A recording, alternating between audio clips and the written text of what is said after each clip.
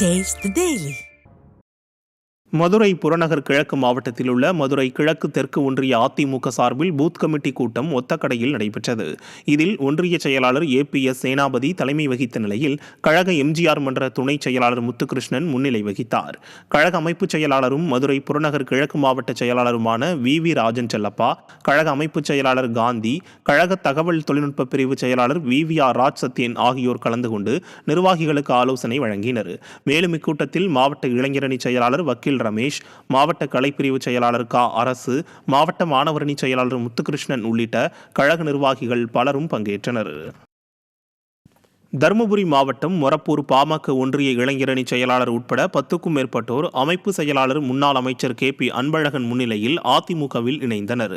மொரப்பூர் மேற்கு ஒன்றிய செயலாளர் MK மகாலிங்கம் ஏற்பாட்டில் பாமக மொரப்பூர் ஒன்றிய இளைஞரணி செயலாளர் கிருஷ்ணன் மற்றும் ஜக்குப்பட்டி ஊராட்சியைச் சேர்ந்த 10க்கும் மேற்பட்ட இளைஞர்கள் தருமபுரி மாவட்ட கழக அலுவலகத்தில் முன்னாள் அமைச்சரும் மாவட்ட செயலாளருமான KP அன்பழகன் MLA தலைமையில் அதிமுகவில் இணைந்தனர்.